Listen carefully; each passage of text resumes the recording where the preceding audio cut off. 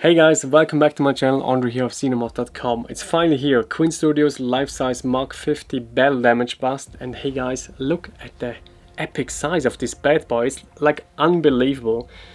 But photos, videos can't really explain the size of this piece. You need to see it in real life. You need to actually also feel the quality. And it was rather a large journey to get it here. Last week I just got too impatient with all the different shipment options where I could actually save some money, because we had a land option, we had a water option, but in the end I say, okay, I'm getting too impatient now, I need to have it. Let's get all in, DHL Express, safe and reliable, expensive too, but in the end 3 days later I had it arriving at my doorstep. Best decision ever. So stay tuned for the review of this piece. You will get all the details. Of course, I will show the setup with the wings attached. And yeah, let's get on. So let's get started first with the base. So cool thing is really this nameplate here, the Avengers Infinity War logo. This is all metal, nicely painted, definitely a weight to it. So big fan of this nameplate. I will definitely display it with this piece. The base itself, it's okay. I mean, it kind of has this organic vibe of the Mark 50 suit with these, let's say, more organic lines. But overall, I'm just not a big fan of the silver paint application. The silver paint application doesn't look too nice. Here a better close-up of the backside. This is definitely kind of a weak spot. So what you can see here is the power cord, and the power cord is actually not that long. So if I zoom down, you see I've got quite a tall pedestal, but the actual power cord is only, let's say, maybe a meter or something like that. So basically the power supply connector is hanging in the air. I definitely would have expected to have a larger power cord on this piece, because you want to have it sitting on a, let's say, higher position, because it just looks terrific in terms of the size. And here's the detail about the silver paint application, which is really not that well applied, if you ask me. It just looks a bit cheap, but yeah, so that's kind of the only downer in terms of the paint application I could see. So then we received this certificate of authenticity, nicely done by Queen Studios. Love the logo with the 3D look here. And here also the Marvel inspired by Avengers Infinity War. Wonder why it's called inspired. Maybe it's not really 100% recreating what we saw in the movie, but I mean, it's damn close. Then I found this letter inside the box. I was really curious. Of course, I had to unseal it immediately. So let's have a look.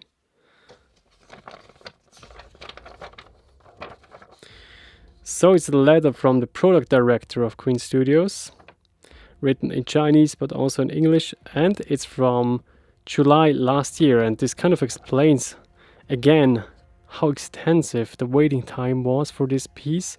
But Queen Studios is amazing. They are fully aware of that. They explain the challenges of the production process, and I think it's a nice reminder to everyone.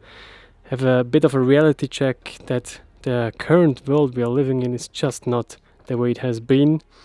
And the nice thing is they tell you something about a special coin that they throw in as kind of a little present. So let's see what this coin is. So here we go. Small bag, and inside we have the coin. It's inside a plastic case. Let's see if I can pull it open. Yeah, here we go. So let's have a look. Proudly presenting a Queen Studios metal coin. Yeah, it has a bit of weight to it. Pretty nice. So a good memory to the, let's say, adventure with the delivery and the production process of this bust. The backside, as you can see, you have two fully lit up arc reactors here and there. And here I definitely like the red color application, because it has this really metallic glossy look to it. It's really rich and it has a certain depth to it. So a lot better than the actual silver paint application. Here a bit of the gold. The gold looks also quite good. And here these two kind of back sockets here. So you can remove them, they are magnetized, and these are kind of the sockets for the wings. So then let's have a closer detail on the torso area on the front. So you see here the magnificent battle damaged application with the inner workings of the nano suit. I love how it looks. And the red looks so much better than the silver. But as soon as they apply these dark black shades into the silver, it definitely looks nice as well and not as cheap. So the arc reactor, of course, one of the highlights, you can actually remove it. And this one is remote controlled. And it's kind of a separate piece. It's USB connected. It has a button on the back side to just plug the power source. And then basically in there is a socket, so you can actually push it in and you hear the sound, so it stays in. Here's the remote. You click it and sometimes it has a bit of connection issues, but in the end it should work. Let's see. Probably I have deactivated it now. Yeah. So you first have to activate it. Then you have to push the button. And there the arc reactor lights up. This looks pretty sweet, and it has an alternative mode, which is not that easy to access because you only have one button. So here we go, this flicker mode, which basically recreates, let's say, a damaged situation of the Mark 50 suit. So one important note about the power circuits and the LEDs, because you have basically two independent systems. The arc reactor is its own system, and you charge it up with a mini USB cable that you actually get in the box. You can plug it to any, let's say, iPhone charger. And the only way to activate this thing is actually with the remote. So if you ever lose the remote, you kind of are having a problem. The other LEDs, so the arc reactors here, the eyes on the back side, and these two, they're powered by the main power supply, which goes to the power cord at the end on the back side with the switch. So these are independent. You have no chance to actually sync it up, which is a bit unfortunate. Would have been cool to light it up together, or that maybe the arc reactor is kind of connected to the other power system. So then let's go to the shoulder pads. As you can see, also some scratches. Then we have these ridges which make the Mark 50 kind of unique. I think it's only found on this suit. And let's continue to the helmet. Take off the camera from the tripod because this thing is just too tall to show you this battle damage on the visor. This looks really nice. Magnificently done by Queen Studios, if you ask me. And here a flyby from the shoulder, from the right side to the helmet. And I really like the battle damage look on this piece. The clean one was nice, but this one just adds it to another level, if you ask me. And here from the side view, and now I will pause and show you how to attach the wings.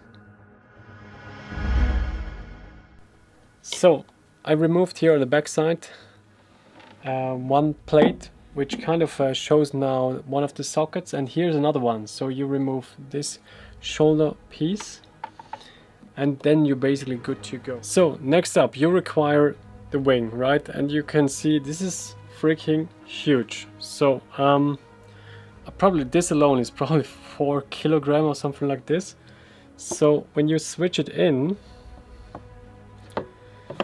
it will go like this, but it won't stay in place because you need to have the other piece attached. So you take this piece with the metal rod, slide it into the socket, and here we go.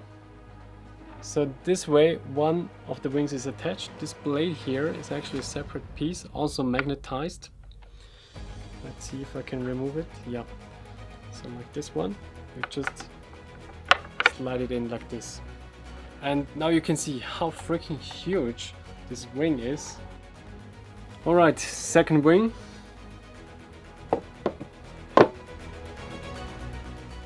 Then you go with the top piece.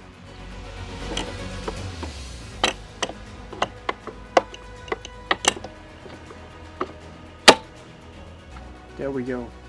Okay guys, be prepared, because this thing is epic in terms of the measurements with the wings attached. So let's have a turn here. How crazy is this? I need to zoom out to see you, that you actually can believe how huge this piece is in person. I will place the camera back there and you will then see how freaking huge it is, especially in comparison to the screen here in the home theater.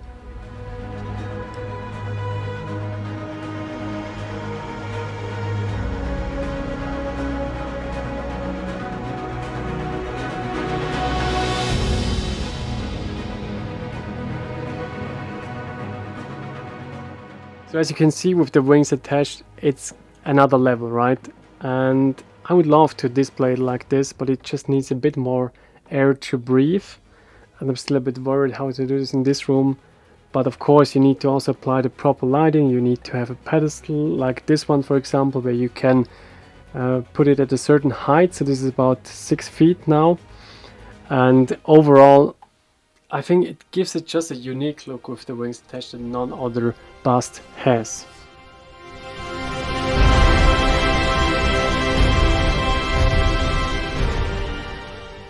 So, final verdict on the life-size Mark 50 bust by Queen Studios. I'm still amazed. This piece oozes quality, especially the paint application of the gold, the metallic red, together with the battle damage in combination, and then this alternative look with the wings. This is totally unique for me and one of a kind in terms of collecting Iron Man stuff. So of course it's an expensive adventure if you want to invest in such a piece. So you have to be really clear about, let's say, the consequences when you want to invest in such a life-size collectible, because it's not just the piece itself which is expensive, but also how you actually get it into your country. There will be expensive taxes, and then of course you need to have a proper proud display option. But if you got that all cleared, please do it. It's an amazing piece and you will be really happy. So thanks for tuning in, see you soon, and bye bye.